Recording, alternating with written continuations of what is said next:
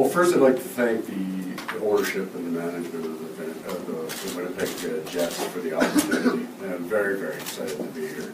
It has been an incredibly interesting 2 or 3 days.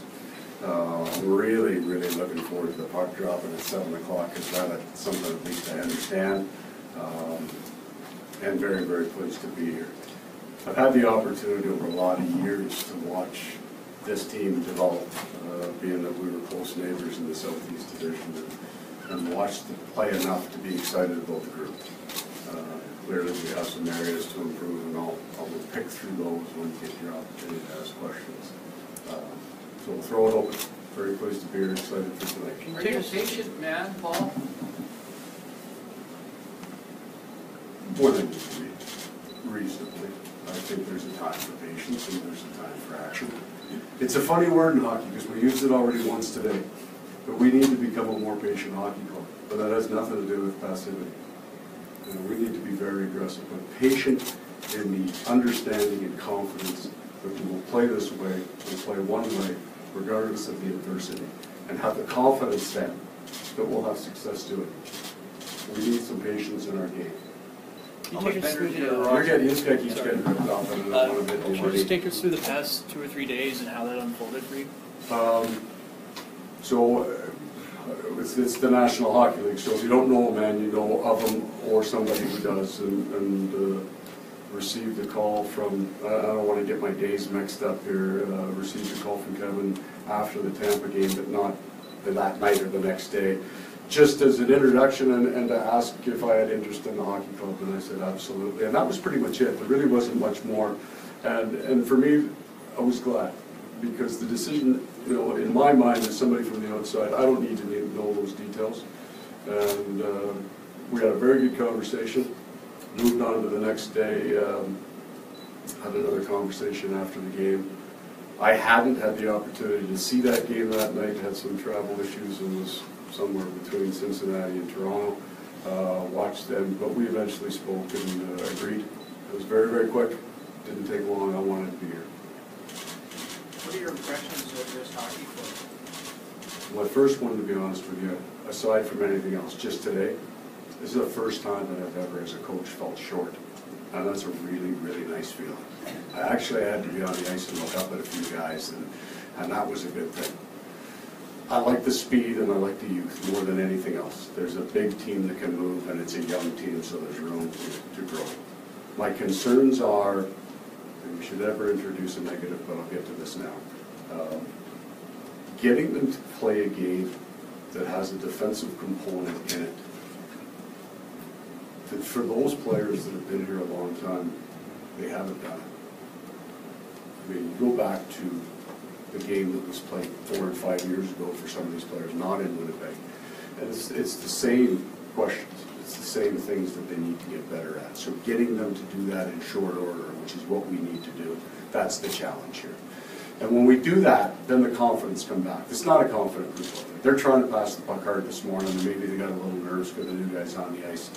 But there's some reparation confidence that needs to come. What's your goal for this team? Is it the playoffs, or is it There's something 2 less goals than for this hockey team. The first is the playoffs, but it's not the primary goal. That will get taken care of. Listen, there's not a lot of meat on the bone, and we're a ways out. There's not a lot of time on the clock. Those are the facts. Played 47 hockey games here, and we've won 14 of them, the hockey portion. So that's telling you we've got a big hill to climb. There's no doubt about that. But the most important goal is to get on a path of creating a foundation of a game that they understand and that they have faith in playing. That when some adversity happens on the ice, where you go through a stretch like you're going through now, you have an understanding of the game that you're supposed to play. And there is a defensive component to it. And there is a battle and a compete component to it. But that's our number one goal. Building confidence in a game that they understand, that they can play, and I believe they can with what we're talking about. That's our goal. Well, what did you think of your time in Russia, and why did you not continue there? My time in Russia was absolutely spectacular professionally. The hockey is so much different over there, and after 2 months thought of every European/Russian co-player that I ever had, I had totally underestimated what those guys went through. Not being able to speak the language is one thing. The food is different, everything is different. But more importantly, what we teach and hold as true and valuable here is not the same as over there. These young guys come over, and you're going to ask in 2 weeks as a coach for him to change his game. When he's done it for 18 years, been heralded as a great player coming out of Russia, and then after the 2 weeks when it's not done, you get mad at him and don't like him. And I'm guilty of that. The systems are different. The way they approach the games are different. There's some brilliance over there. Some of the hand skills are absolutely spectacular. How they develop their kids. So we would have, I don't know if you know the structure, but there would be our team, a version of a major junior team, and then everything else down below, right to kids, who would get the ice at 5 in the morning, and they'd be out there at 5-year-olds and handle the puck, and skate and pass and handle the puck. And system-wise, clearly they've got a, as they go up, they have a ways to go, and some of that skill development. It was absolutely brilliant. The best part of it, or best part of the learning experience, how do you teach when you can't communicate? You know, I mean, how do you break a concept down to the simplest form to teach it when it's not easy? There was enough English over there by the European guy, or some of the European guys and our North American guys, that it was made easier. And then the lockout helped. Well, it really helped because we got Malcolm Gonchar, Kuhlman for a while, Ryan O'Reilly, and if our goalie got anywhere near it, we wouldn't lose a game. But those guys helped in that communication process. But it was an absolutely brilliant experience. And the answer is I have 3 kids and a wife. And they offered me a 2-year extension. It would have put me in a little different tax bracket. It was the pay you well over there, but I need to be with my family. They needed me to be around. But they were happy to send me back, and I'll tell you yesterday, I didn't get to the airport late. Kevin talked about your ability to reach players and how important it is for a coach in the National Hockey League to be able to reach players. What do you plan on doing to get through to these guys and to get them to play that consistent game, something that maybe they haven't been able to do for the last? Well, first you have to show them the value of it. First, before you can get on a player boat where he's supposed to be, you have to show him where he's supposed to be. And so we'll go through that process with them. You need to get to know them as individuals, spend some time with them. To be honest with you, that may be a bit of a change. That may be something I've learned over the last 5 or 6 years that I didn't know as well early on, that you have to get to know some of these players.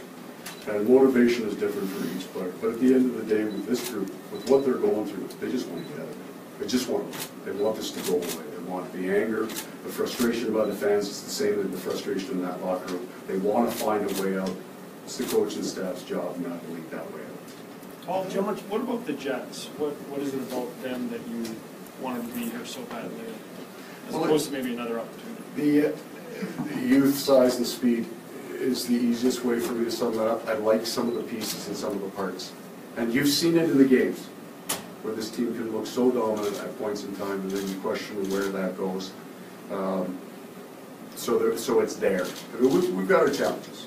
I'm not saying I'm coming in here and taking this team to a completely different level over the next week. But it was the passion of working here.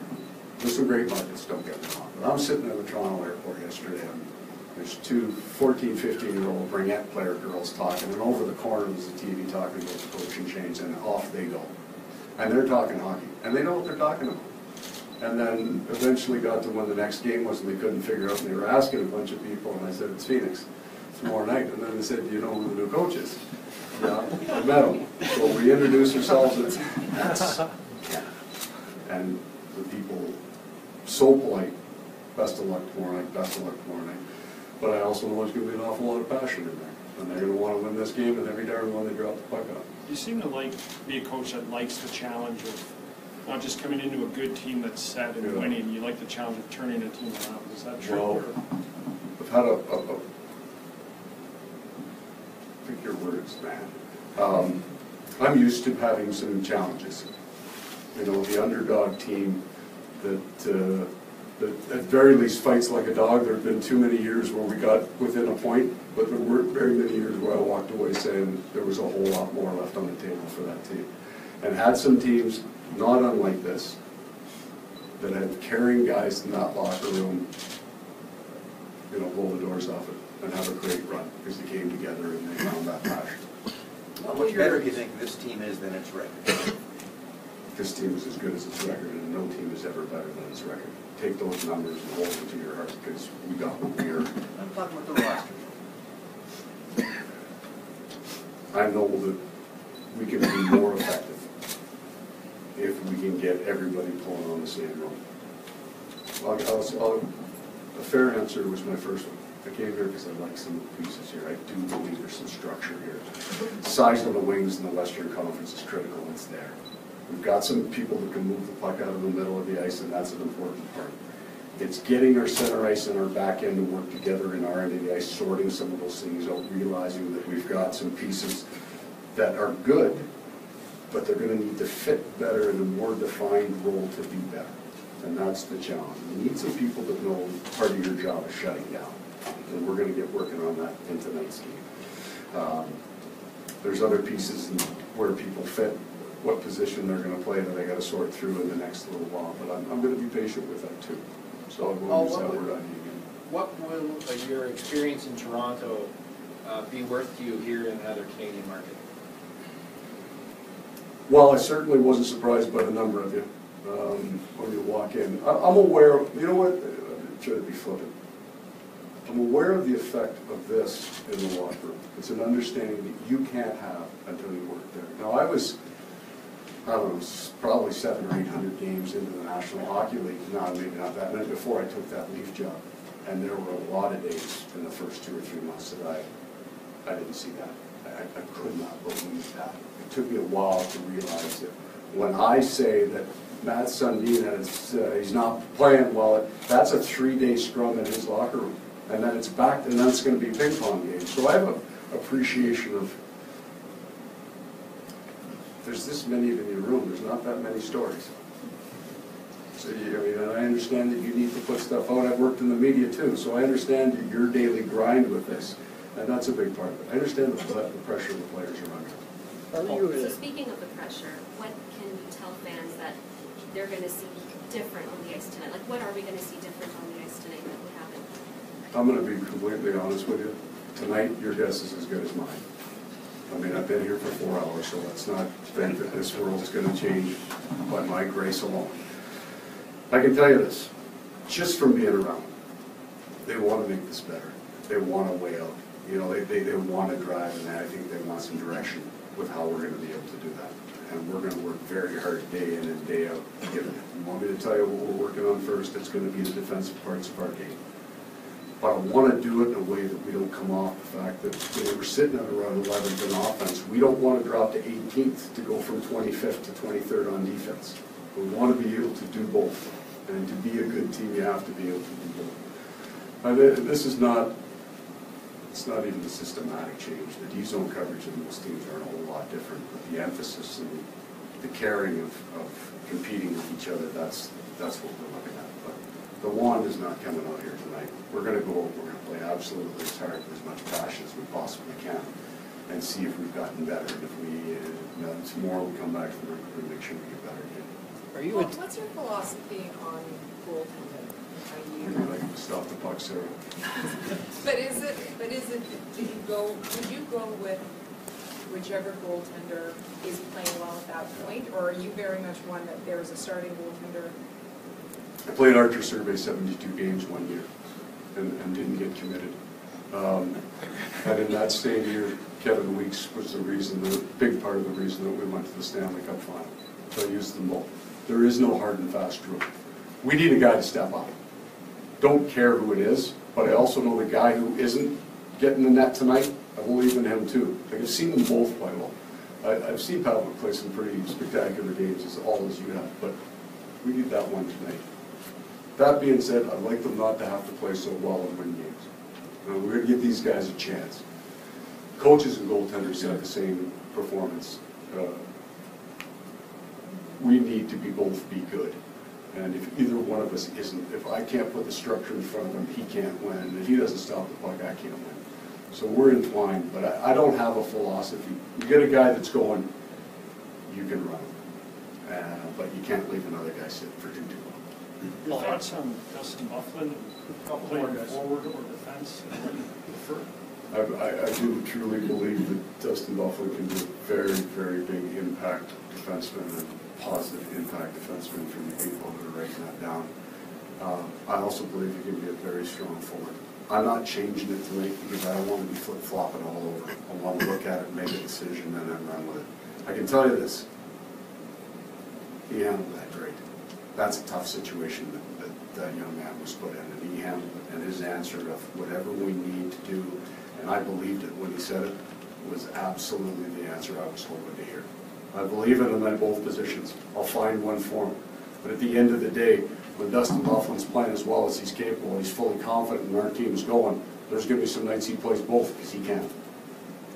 Paul, you're often described as a student of the game. Where does that passion for hockey come from? It's St. Bray, Ontario, Canada. The rink in the backyard. I can tell you, it's getting more intense. I mean, I spent my whole life in the National Hockey League, basically, as a coach. A year in the American Hockey League, a couple of years in junior. But my time overseas, I enjoyed it. I cannot tell you how happy I am, how excited I am to get behind that bench tonight. Because it's the best league in the world with the best players. Yeah, the pressure and all that, but like the passion that I have for the game and for coaching now is far more intense than even it was when I was starting. You know, it either grows and grows. Just love this game. It's a big part of the reason why I'm here in Winnipeg with this group. So I think we can do something special. As a coach, if you have a thin roster and one of your best players keeps making the same mistakes and playing outside the system, what do you do? Last one, guys.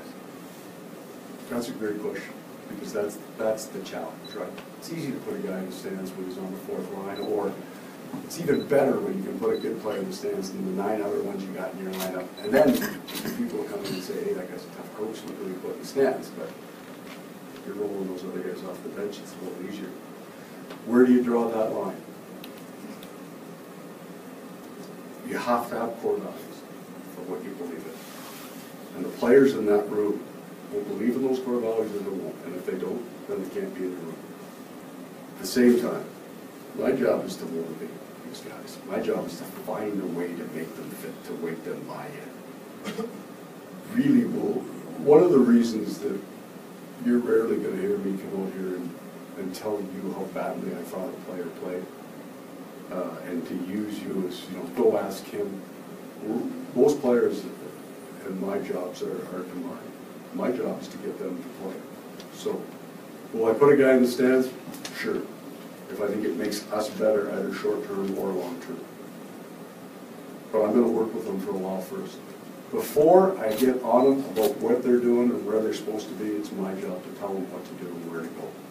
So, like I said, I haven't been able to do that in 4 hours. And probably talked too much up here the first day. I've already cut 20 minutes into your time. So it's a real honor to be here. I understand you have to do a job. Feel free to do it. If you need to talk to me about something, then ask, and I'll make time to talk to you. Normally, I don't, believe it or not, consume a lot of what's written, but if I need to talk to you, I'll come see you. Other than that, enjoy the games, and hopefully we can enjoy working together. Thanks.